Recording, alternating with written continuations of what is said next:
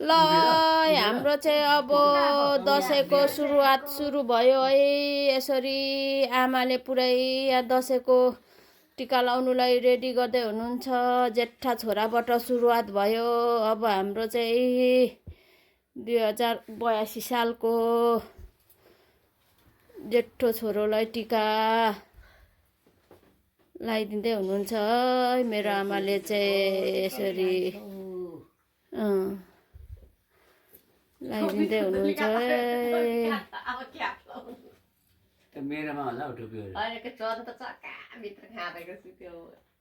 ल बुहारले चाहिँ हेरचाह गर्नु हेलानो गर्नु भाग्यमानी हुनु खुट्टा ढोक्ने ल ल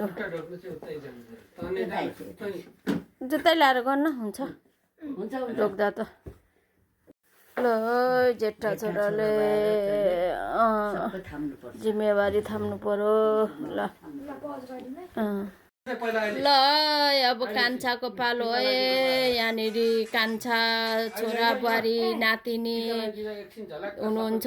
अब टिका लगाइदिनु हुँदैछ बोजूले पुरै। यहाँनिर कान्छा नाति कान्छा छोरालाई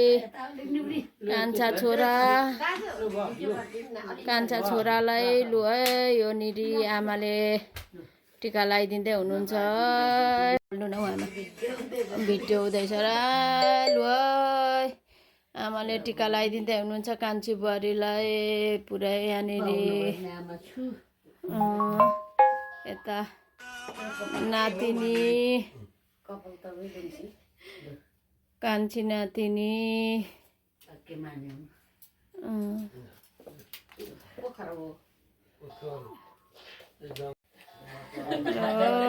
पहिला पहिला एकछिन सबैलाई दक्षिणा दिइसकेपछि अनि ढोक्नु लगातार पालै।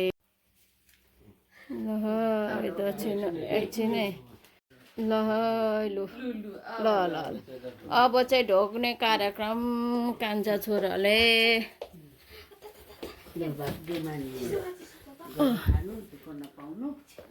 दुःख त युकेमा आएपछि त बजु ढोक्ने हो।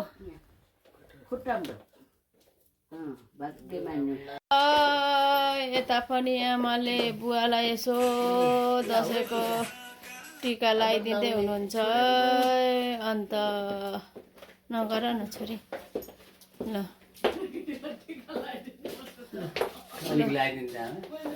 ल ल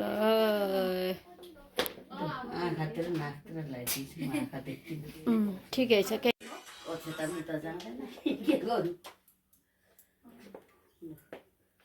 पहिला छोरीलाई लगाइदिनु पर्यो अनि ज्वाइँलाई त पछाडि।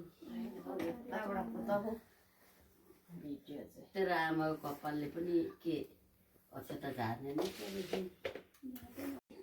कति सुन्दर छोटो न छोटो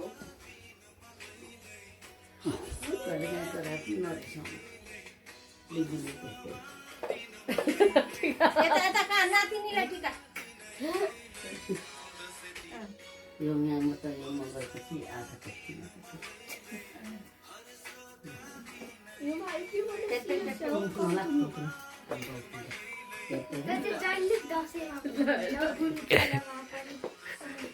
भोक लाग्छ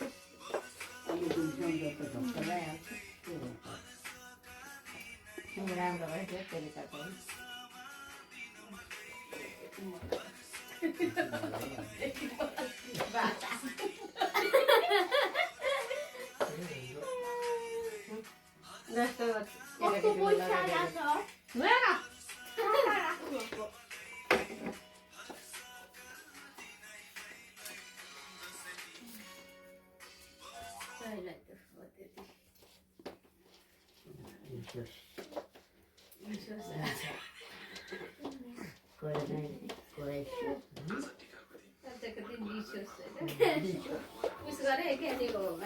भाग्यमानी हुनु गरी खानु आशीर्वाद लागोस् मेरो आमाको।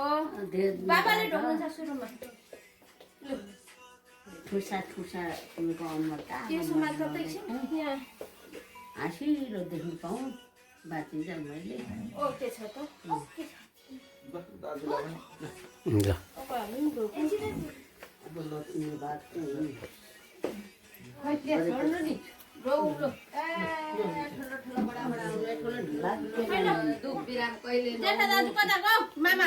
राम्रो हुनु पर्यो सबैलाई ढोगै केटाकेटी हो ढोगै सबैलाई ढोग्नु पर्छ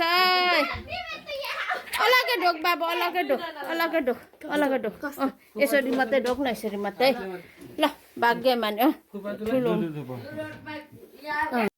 ल लु सुरुवाती खेल सुरु भयो अब यहाँ मामा माइजूले केटीहरूलाई यहाँ जोडकातोर यिनीहरूले पो पैसा कमाउने भयो दक्षिणा दरो कमाउने भयो यिनीहरू पो घनघोर हुने भयो त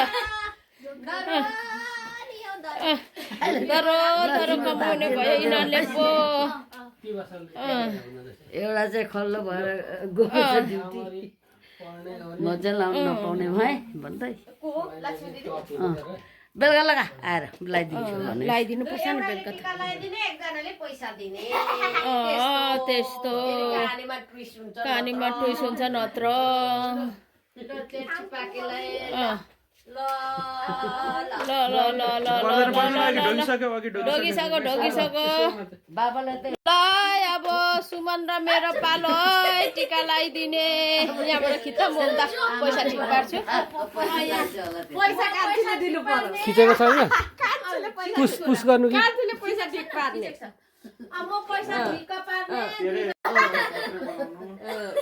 मोबाइल धेर नचलाउनु मोबाइल एकदम ज्ञानी हुनु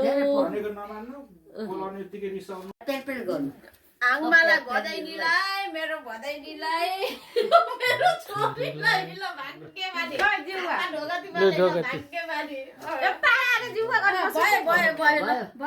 ल अब भात त दर्नु पर्छ ल आज सबैजनाले यसरी दसैँ मनायो हामीले चाहिँ पुरै दसैँको सुरुवात गरिसक्यौँ जमरासँगले सबैजना लगाइसक्यौँ यतिमा छुटेको भनेको जेठी दिदी मात्रै छुट्नु भयो यतिखेर बिम्बोमा भाडा मोल्दै हुनुहुन्छ होला उहाँ चाहिँ हामी चाहिँ अब सक्यौँ